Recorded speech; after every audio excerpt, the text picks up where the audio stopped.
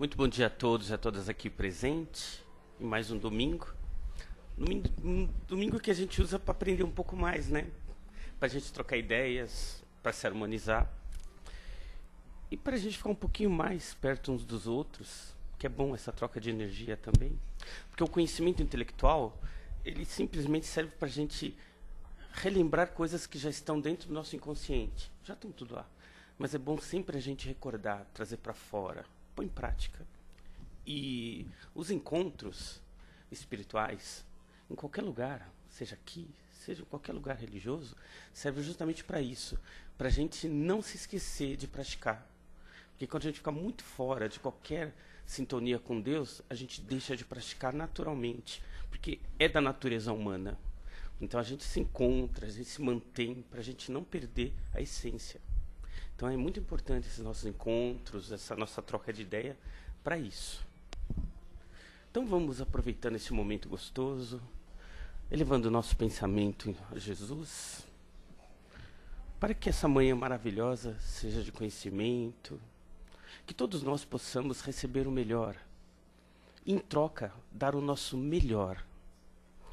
Pai divino da bondade, mais uma vez nos encontramos para aprender, para que possamos fazer o nosso melhor com a nossa família, com nossos amigos, no nosso trabalho, em qualquer lugar que estejamos. Pai, que sejamos merecedores desse amor e que possamos pôr em prática o nosso melhor a cada dia. Que assim seja, graças a Deus. O nosso palestrante de hoje já se encontra aqui, Fernando, seja bem-vindo.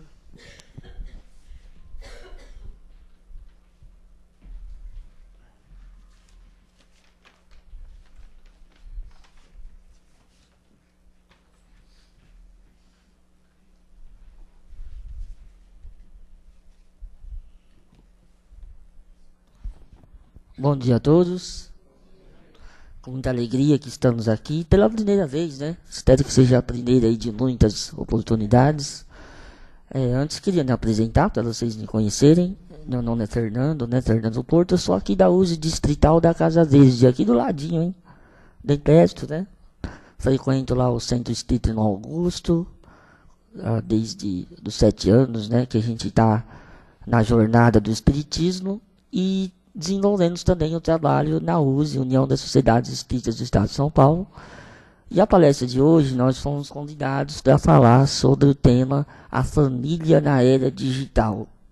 Esse é o tema do ciclo de palestras da USE Distrital Santana, certo? O Ceni está aqui, ele vai me desmentir se eu falar alguma coisa errada, tá, gente? Então, a gente vai tentar falar de uma forma assim, bastante tranquila. Nós tínhamos 2 opções, basicamente, e a gente escolhe, na verdade, até 3 opções. A primeira opção seria falar dos lados positivos, né, da era digital. E dizer o quanto é significativo, nesse momento, a possibilidade da comunicação, além das fronteiras, além das distâncias, a instantaneidade da informação. Nós também poderíamos falar do aspecto exclusivamente negativo, a intolerância, o crescimento do preconceito,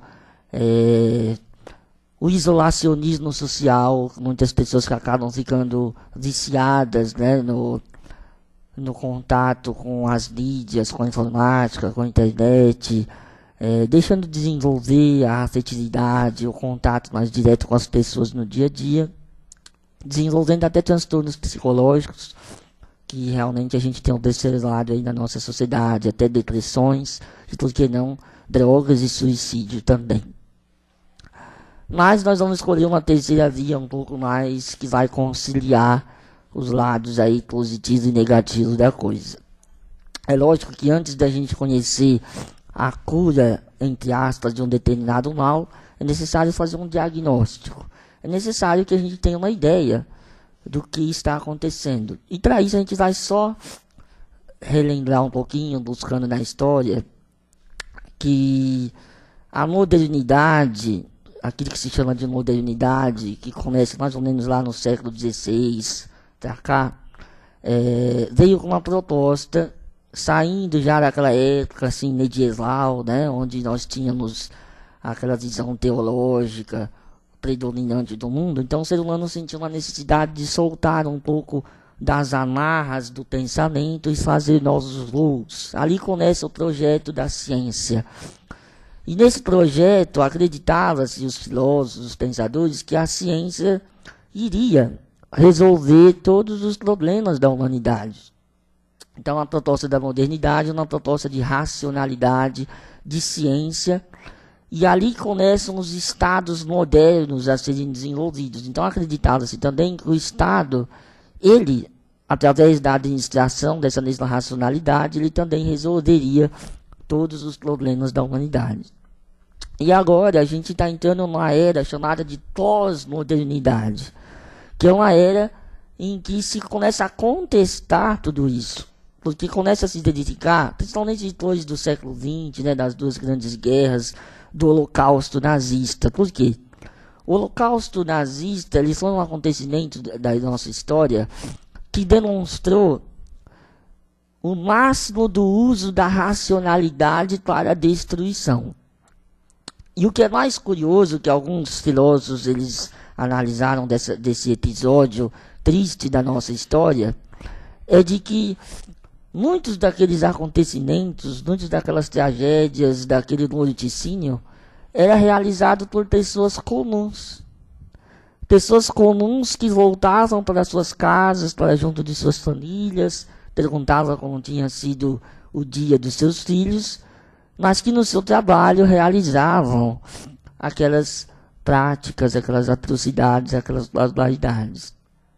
Então,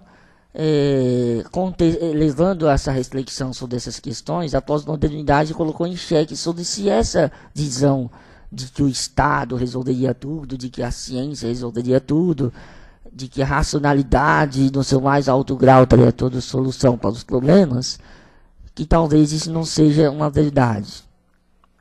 E aí nós caímos também num outro oposto, que é o oposto, que é um certo ceticismo, uma certa descrença, e também pela velocidade de como tudo vai avançando, como tudo vai acontecendo, a gente tem uma dificuldade de lidar com o tempo das coisas. E a gente sabe que o tempo ele é relativo para cada uma das coisas.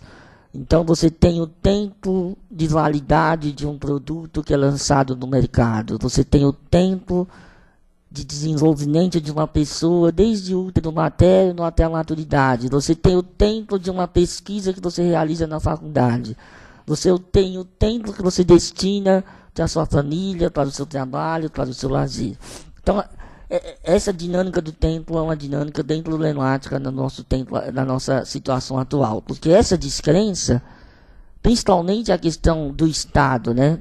Olha o nosso Brasil, o momento que nós vivemos, o momento da nossa política, da nossa administração. A gente está numa fase de grandes transformações em que muitas verdades estão vindo à tona, e aí a gente começa a também duvidar das instituições. Será que as instituições realmente estão atingindo a sua finalidade? Qual é o meu papel em tudo isso? Porque a gente também entrou num processo meio de acomodação. Aquele processo em que a gente entrega uma responsabilidade para que o Estado resolva, o governo resolva. E aí quando a gente se percebe, esse Estado, esse governo tem os seus próprios interesses, que não são necessariamente os nossos interesses.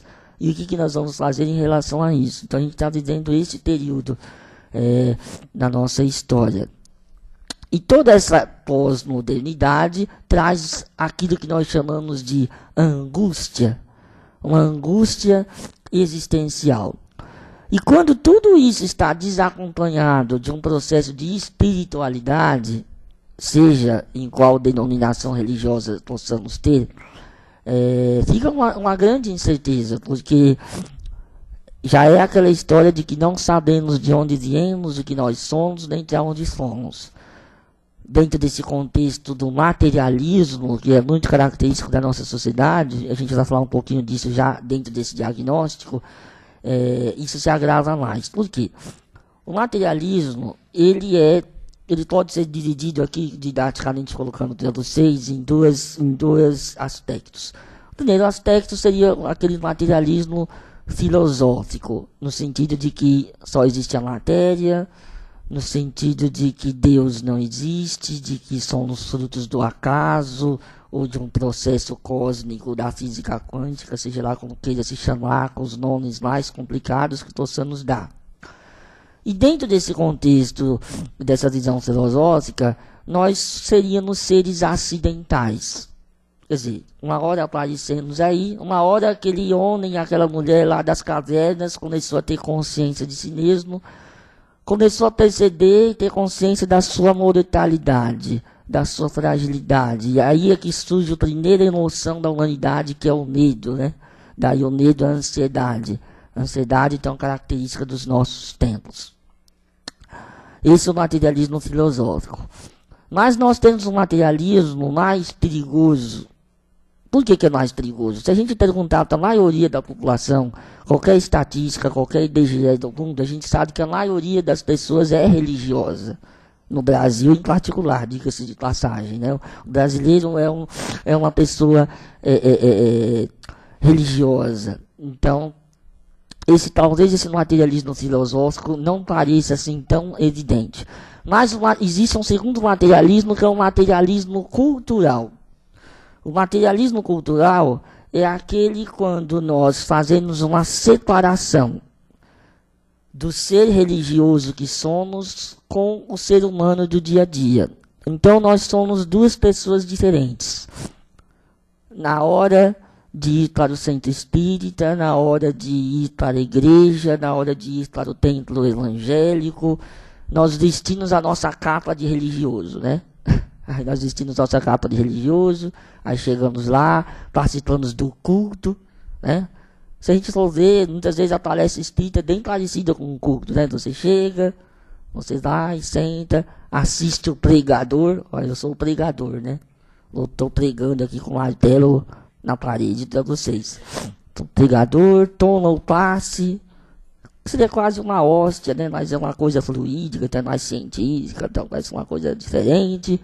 E aí vamos para a nossa casa cumprir a minha obrigação religiosa da semana, né? Então pronto, minha cota de espiritualidade da semana já foi cumprida dentro daquela administração do tempo que nós falamos. Poxa, eu preciso dedicar um pouquinho do meu tempo da espiritualidade, da religiosidade. Eu tenho que ir pelo menos uma vez na semana lá, tomar aquele passe, assistir aquela palestra, etc e tal. Mas nós esquecemos que esse ser religioso, esse lado espiritual, ele continua 24 horas por dia. Ele não acontece só naquela dimensão de espaço e tempo que nós, na nossa mente, estabelecemos de uma maneira artificial. E aí é que está essa separação, essa divisão. No resto da semana, nós vivemos como todas as outras pessoas vivem, dentro desse mesmo materialismo cultural. E agora a gente vai falar alguns desses aspectos desse materialismo cultural. O primeiro aspecto é o consumismo, né? A gente acabou de passar aqui pela Black Friday, né? Todo mundo entusiasmado com a Black Friday, né? Muita gente deve ter saído para fazer alguma comprinha, para comprar alguma coisa, realmente tem que aproveitar as promoções. Então, a gente está sempre à espera de uma nova promoção, né? De uma nova coisa, de um novo produto. É o novo Galaxy, o novo celular, o novo iPhone, aquilo que vai trazer a felicidade para a gente, porque o que a gente tinha e a gente já é obsoleto e já não funciona mais. Aquele produto que vem novo faz a gente, geralmente é engraçado, esses aparelhos que nós compramos, a gente não usa nem 1% das suas funções, se a gente voltar para pensar, né? A maioria das pessoas só usa para ficar passando lá umas mensagenzinhas, entrar no Facebook, acessar um videozinho que recebe, umas piadas, alguma outra coisa, e só. Aquele outro aparelho dito obsoleto atendia essa finalidade, mas eu tenho que trocar porque todo mundo trocou, e o outro tem, e se eu não tenho, como é que eu fico? A questão da aparência também é uma questão importante nesse momento que nós vivemos. Então tem todo esse aspecto do consumismo. Só que esse consumismo, quando nós levamos para as relações afetivas, quando nós levamos para a nossa dinâmica familiar, o que acontece? Nós passamos a tratar as pessoas que convivem conosco dentro dos mesmos padrões de qualidade que a nossa mente está condicionada a analisar um produto qualquer. Então é mais ou menos aquela família do comercial de margarina, né? Aí você vê na televisão aquela família super feliz no comercial de margarina, aí você olha essa outra família e fala, não tá. O padrão de qualidade, ISO, sei lá quanto, não foi atingido aqui nesse negócio, né? Então acho que a gente tem que remodelar isso. Aí você larga aquele parceiro, larga aquela parceira em busca de um outro produto novo que possa vir trazer um padrão de qualidade que aquele outro já não atendia mais. E assim por diante. Nós ficamos cada vez mais exigentes com o próximo. Nós queremos que os outros nos amem incondicionalmente, né? Que atendam às nossas necessidades. Então você quer aquela mulher que esteja sempre perfumada, sempre maquiada, né? Nunca descabelada. A mulher que tem 3, 4, 5 jornadas. Então você quer sempre aquele homem bem sucedido, bem apresentado, etc e tal. E que a realidade muitas vezes não permite que assim seja. E assim por diante. Mais ou menos aquela nossa sociedade é a sociedade McDonald's, né? Quem gosta de McDonald's? Muita gente gosta, né? Sabe qual é o lema do McDonald's? Todo mundo conhece. Qual que é o lema do McDonald's? Eu amo muito tudo isso, né? A gente sempre ama muito tudo isso, até ficar entediado. Porque se você comer McDonald's no almoço, no jantar, no café da manhã, no final da semana, ninguém mais aguenta ver McDonald's, não é verdade? Então tem toda essa coisa da saturação. A pós-modernidade tem essa coisa da saturação. A gente se entedia muito rápido. E as nossas crenças nesse mundo de pós-modernidade são crenças que duram no máximo 2 horas. Você acredita do espiritismo? Acredito, mas eu vi um outro negócio lá, legal também, que tá na moda, né? Aí eu vou pra lá. Aí você vai pra lá. Aí você fica lá um tempo e tal, aí daqui a pouco aparece uma outra coisa. Aí você também fala, puxa, essa outra coisa também parece bem bacana. E aí você pega e constrói uma espiritualidade dentro do mercado. Você põe um duendezinho, um anjozinho ali no seu, né? Criado nudo, um altarzinho para Nossa Senhora, um crucifixo no carro balançando assim para proteger de um assalto. Não são nem taxista, gosta muito de ter crucifixo assim, né? Assim pendurado no retrovisor, a gente observa isso. E vai de repente, tu acha que eu tô com mal olhado, acho que eu tô com uma coisa, acho que no centro espírita não é aquela coisa forte, né? Você tá naquele passo assim, muito silencioso, é muito espiritual, você tem uma coisa mais barulhenta, mais assim, fungando, né? Mais e tal. Aí você vai buscar daquela adrenalina, né? E assim vai. Então a gente vai construindo como tudo se fosse um produto.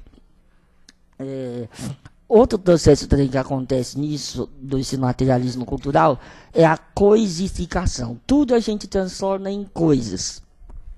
E até mesmo as pessoas passam a ser coisas, objetos que estão lá para atender algo que nós precisamos. E dentro dessa visão consumista, o valor da pessoa é atribuído conforme a sua capacidade de consumir. Então, se é uma capacidade, são pessoas que têm a capacidade de consumir, então é uma pessoa que tem valor. Mas se é uma pessoa que não tem capacidade de consumir, ela não teria esse valor todo. Onde que entra a era digital em tudo isso que a gente está falando? Aí vem o lado bom e o lado ruim. O lado bom é que a era digital, ela permite uma subversão de tudo isso. É engraçado que você vai ver que uma pessoa comum qualquer, fora do sistema, com a câmera na mão, consegue ter 5 milhões de seguidores, 10 milhões de seguidores na internet. Falando coisas, piadas, falando qualquer outra coisa, às vezes não necessariamente coisas sérias, algumas coisas sérias, outros não coisas sérias. E o cara consegue influenciar milhões de pessoas, sem nenhuma estrutura. Apenas lá com a câmera no seu quarto da sua casa. Então olha o alcance que isso permite, né? Uma subversão da estrutura. Porque não há nenhuma dúvida que hoje a gente vê a nossa mídia dita tradicional, que ela tem os seus próprios interesses. Já foi o tempo que a gente podia dizer que o jornalista é aquele que era o meio entre os fatos e a pessoa, o telespectador, a pessoa que recebia a notícia. Toda a imprensa tem o seu interesse em alguma coisa, tem o seu propósito, tem o seu ponto de vista. Então os fatos são muitas vezes distorcidos. E as mídias sociais permitem você ter acesso a certas informações que você não teria, e isso provoca situações inesperadas. Uma delas, a vitória do Donald Trump, né? É o que mais tem se falado nos últimos tempos. E aí toda a imprensa mundial, mas como o cara ganhou o Donald Trump? O Donald Trump ganhou através do Twitter. Twitter, através da democracia direta. Enquanto toda a mídia descia o pau, digamos lá, no tal do Donald Trump, é que eu não vou discutir se ele é bom ou se ele é ruim, estou apenas contando um fato. Ele estava lá no Twitter se comunicando com as pessoas. Ele estava lá, indo nos estados, fazendo comícios com milhares e milhares de pessoas. Ninguém estava vendo isso. Aí chega a eleição, a surpresa acontece. Isso tem acontecido frequentemente. E tão frequentemente isso tem acontecido, que hoje nós sabemos de algumas estratégias globais no sentido de tentar restringir certas mídias assim que estão da nossa internet, que possam estar indo contra aquilo que o sistema espera que seja feito. Olha que como as coisas são interessantes aí. Então esse é o lado poderoso, né, da era digital. Mas tem também um outro lado, que é aquele lado que a gente citou no começo, do chamado isolacionismo social, que ainda vem daquela fantasia, daquela ideia de que a tecnologia vai resolver todos os nossos problemas, todas as nossas dificuldades. E isso se dá em função de uma confusão muito básica, que para nós que somos espíritas não é difícil entender. A gente precisa, dentro da nossa escala de valores, a gente sabe que este mundo material, esse mundo físico, ele é transitório, ele é passageiro, ele é efêmero, ele não tem uma consistência para a eternidade. Somente os valores espirituais, esses são definitivos. Então, tudo que quando a gente deposita todas as nossas esperanças, toda a nossa felicidade em situações que são efêmeras, que são transitórias, que não têm essa consistência, estamos destinados à infelicidade, porque vamos nos decepcionar naturalmente pela própria natureza das coisas, pela própria natureza do mundo material. A tecnologia de hoje vai ser superada pela tecnologia de amanhã. O corpo físico de hoje, em que é jovem e belo, amanhã vai envelhecer, amanhã vai perecer, vai morrer. Então nós não podemos colocar toda a esperança na juventude física, não podemos colocar toda a esperança na riqueza material que vai e que vem conforme os ventos, né? Conforme a direção das coisas. Então essa é a primeira confusão básica que a gente precisa ter noção. Mas como muitas pessoas colocam o valor dessas coisas, que são transitórias, aí acaba tendo uma grande dificuldade. E as pessoas que acabam ficando muito envolvidas na mídia social e que perdem o contato com a vida real, é aquela história, né? Tem 1 milhão de amigos ilustres desconhecidos. Então, as pessoas querem ter cada vez mais amigos no Facebook, pessoas para darem o like, né? Vamos dar o like no meu vídeo e tal. Pessoas que são ilustres desconhecidos. Mas na hora que você ficar doente e precisar ir para o hospital, quem é que vai te visitar? Quem é que vai acompanhar você lá no hospital? Será que vai ser um amigo lá do outro lado do mundo, do Facebook? Não, ele não vai poder te ajudar nessa hora. Na hora que você precisar realmente de uma situação, de uma demanda da vida real, do dia a dia, nós não podemos esperar que a mídia social traga essa solução. Então nós precisamos ter uma base familiar mais consistente, mais verdadeira, porque também a nossa base familiar ela foi construída na hipocrisia durante um certo tempo. Antigamente, eu sou daquele tempo, nossa, como eu sou velho, né? Estão vendo bem velhão.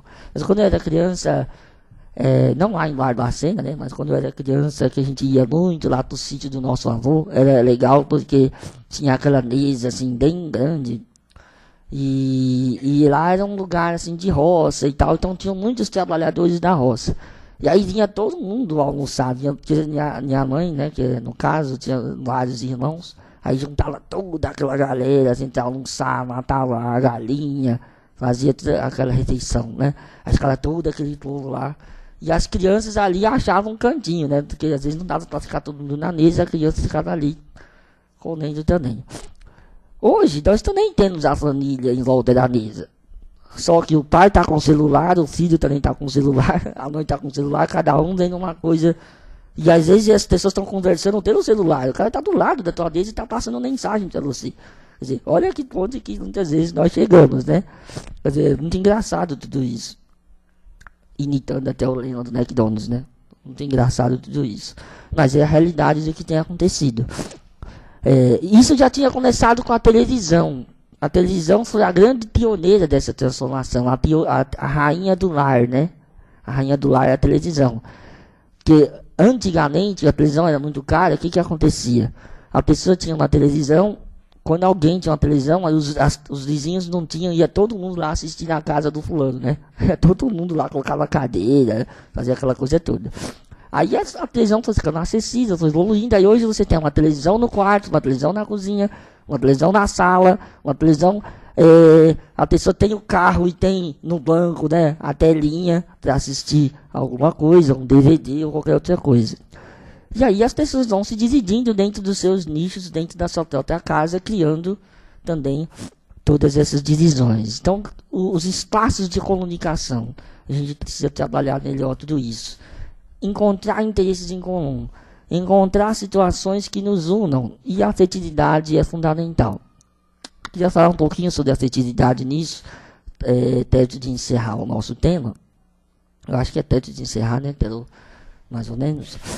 Não sei se alguém vai querer fazer alguma pergunta, ou se pode, depois a gente vê. O que é a afetividade, basicamente? A afetividade é tudo aquilo que nos afeta, é tudo aquilo que nos toca a sensibilidade.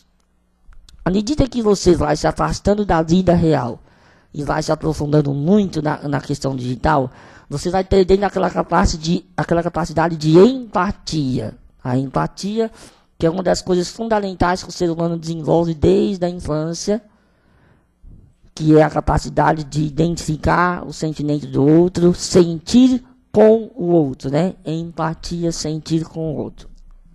E quando isso acontece, nós vamos ficando indiferentes a uma série de coisas que vão acontecendo à nossa volta, porque não desenvolvemos essa empatia.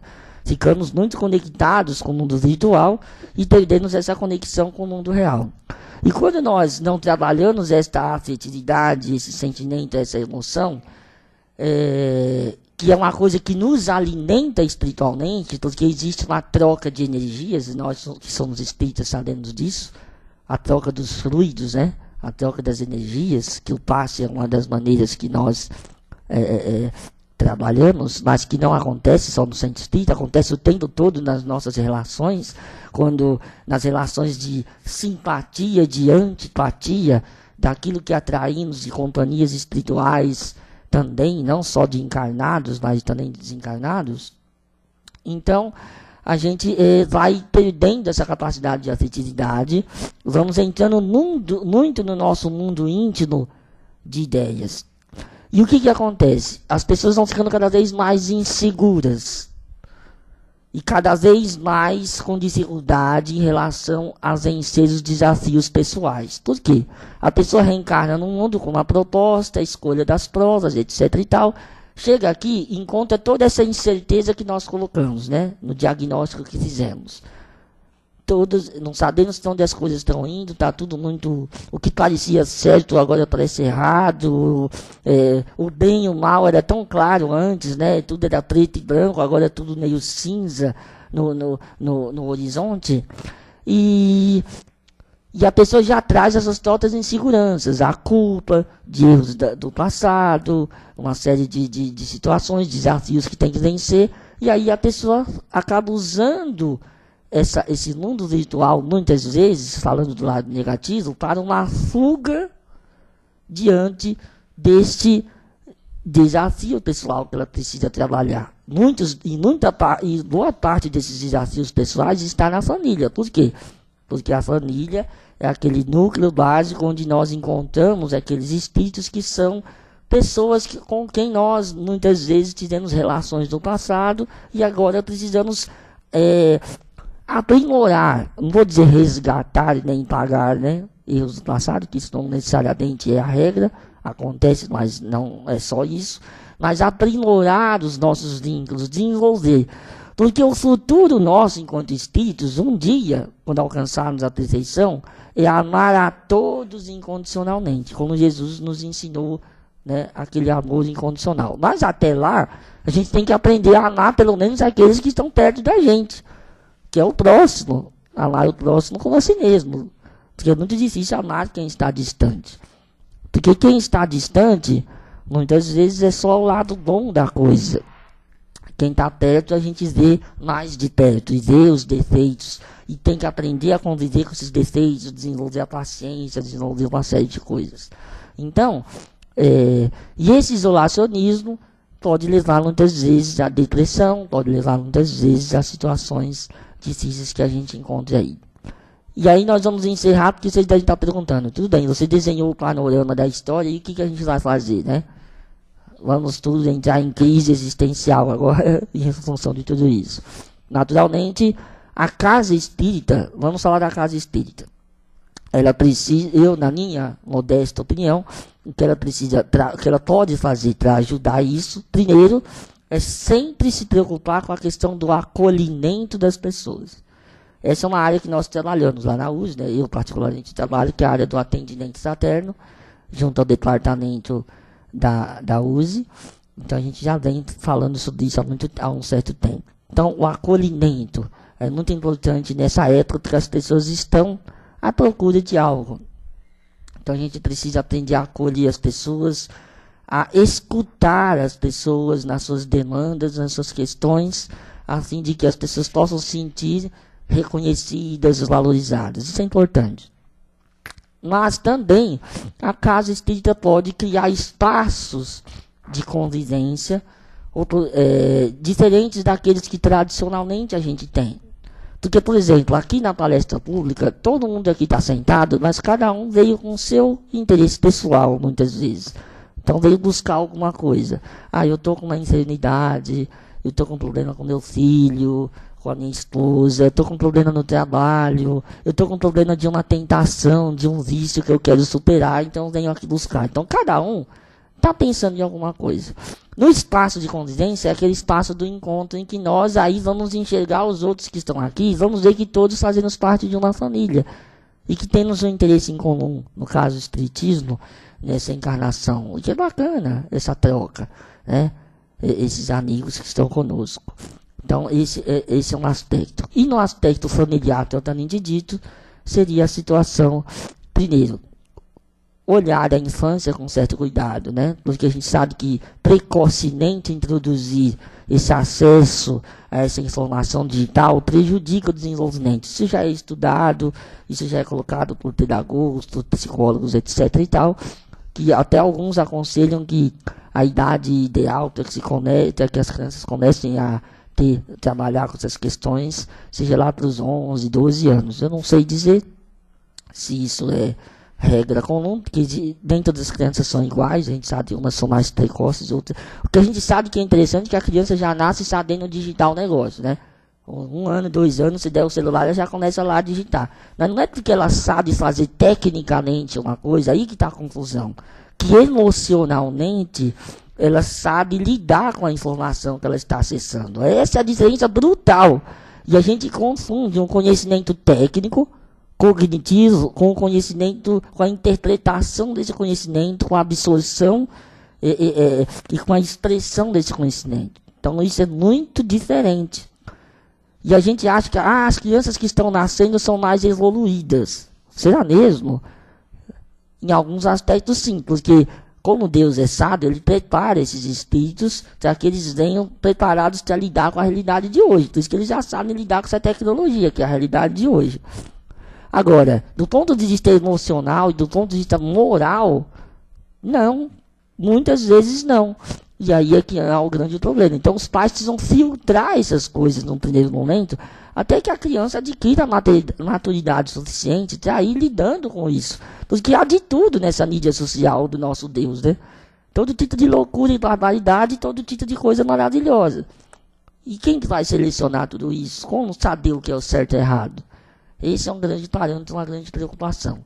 E da família também melhorar os aspectos de convivência, de espaço entre as pessoas, né? De troca, de conversa, de diálogo. Então acredito que dentro do tema dessa manhã, do que foi proposto, essa é a nossa mensagem, e que Deus possa abençoar todos nós, e passamos aí a palavra para os nossos companheiros. Isso, Fernando. Fica aí, porque agora é a participação do público, agora com as dúvidas ou com alguma coisa. Vamos lá, gente.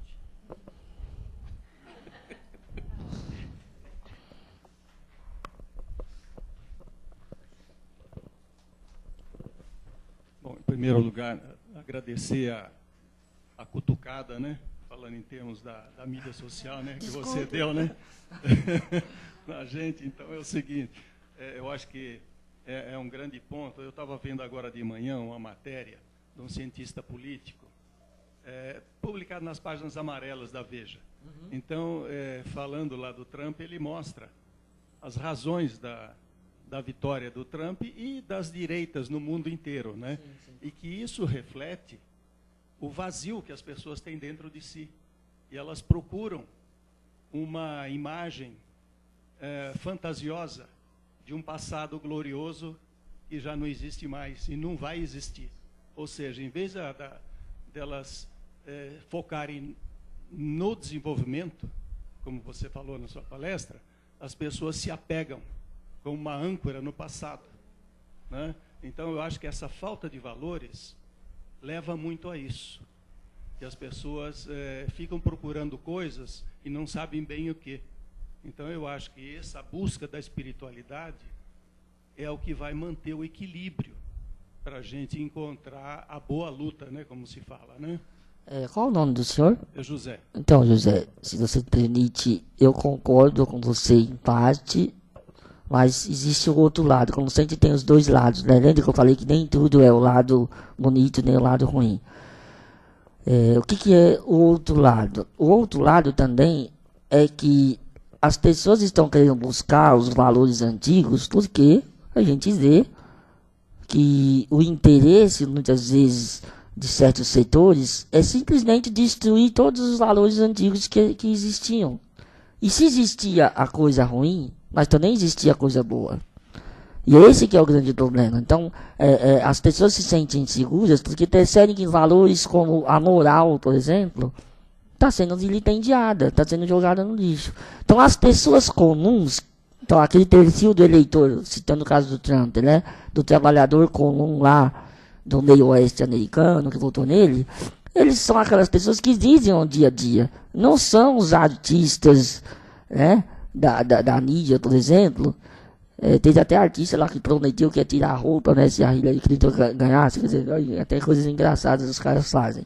Então, porque e também não é o mundo que muitas vezes a mídia desenha. No dia a dia das pessoas, as pessoas não estão tendo emprego, não estão tendo uma série de coisas. Então elas acreditam, se o cara vai fazer isso, eu não sei.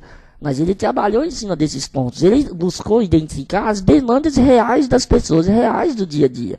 E não o mundo da fantasia, como eu falei, da família de margarina. Se ele vai fazer isso ou não, se não deixar ele fazer isso ou não, também, né? Tem esse outro lado. É uma outra questão. Então existe também esse lado que você falou, verdade, que o senhor falou, ainda de certos valores tradicionais, que as pessoas querem, certa dificuldade de aceitar coisas novas, né? Isso é verdade. Mas também as pessoas querem resgatar coisas antigas que são boas, que simplesmente o pessoal está passando o rolo compressor por cima e acabou, né? uma dessas é a família. Quando a gente fala em valorizar a família hoje, parece que você está falando uma coisa do século antigo, né? Família, por quê? Né? Parece coisa de religioso mesmo. Mas a gente sabe que a família é a base social. E se você destrói a família, é mais fácil dominar as pessoas. Quando você tira ela, porque a família é que lhe dá a raiz e estrutura.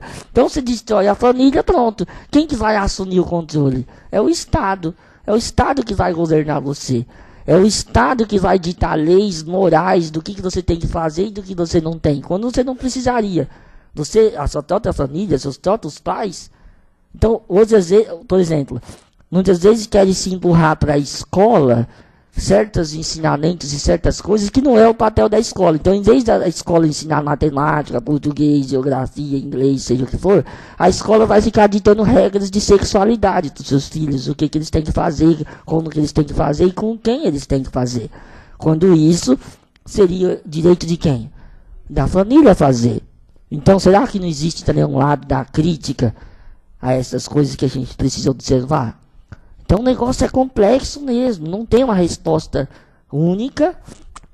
Existem muitas coisas por baixo do tapete, muitos interesses em jogo poderosíssimos e financeiros que, por exemplo, muitas vezes os nossos políticos, a agenda que eles trabalham não é a agenda que a população pede, é a agenda que a ONU manda, por exemplo, né? Mas será que os caras que estão lá na ONU pensando, elaborando leis do que é bom para toda a humanidade fazer em termos de democracia, é o que nós queremos, que estamos aqui no Brasil? Será que coincide esses interesses ou não? Às vezes sim, às vezes não. E aí é com isso que nós temos que estar preocupados para que não coloquem goela abaixo essas coisas em relação a nós. E o espírita, ele é crítico, precisa ser, num ponto de vista positivo, um livre pensador, uma pessoa de consciência, com capacidade de avaliar, dentro dos seus valores, se isso é bom para mim e se isso não é. E dentro disso eu vou fazer a escolha.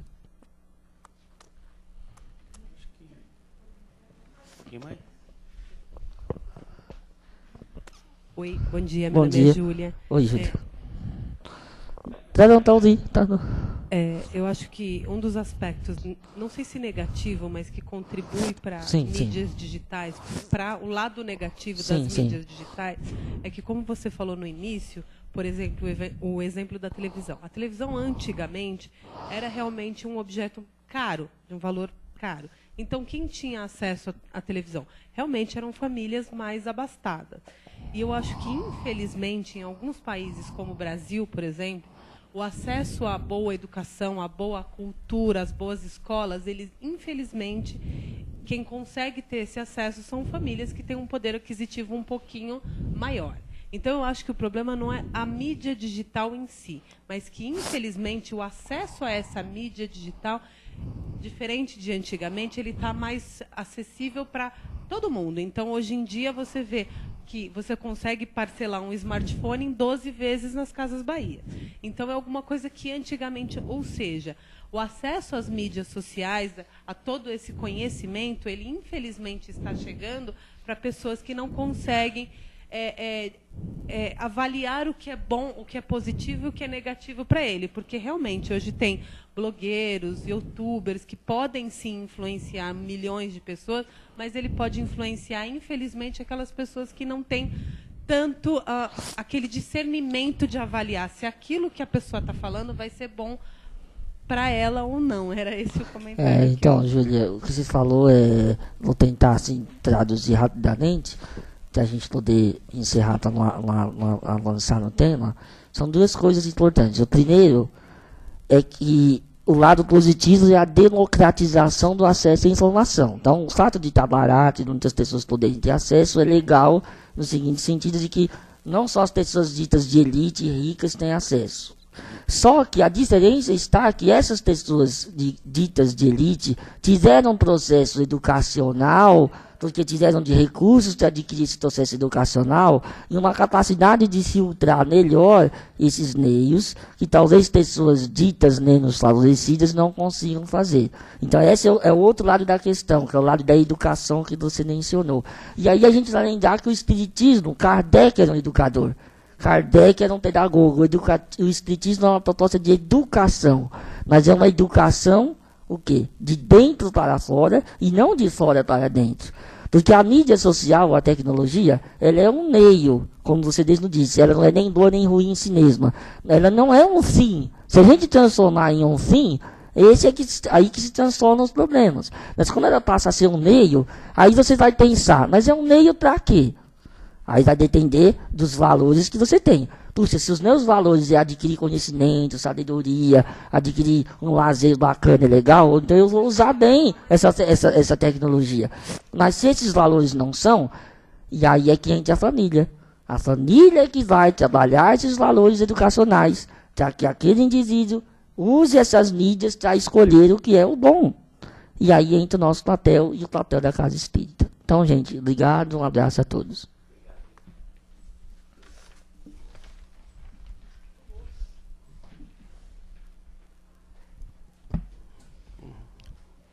Bom, depois de tanto recebermos, vamos doar um pouco dessa energia de amor.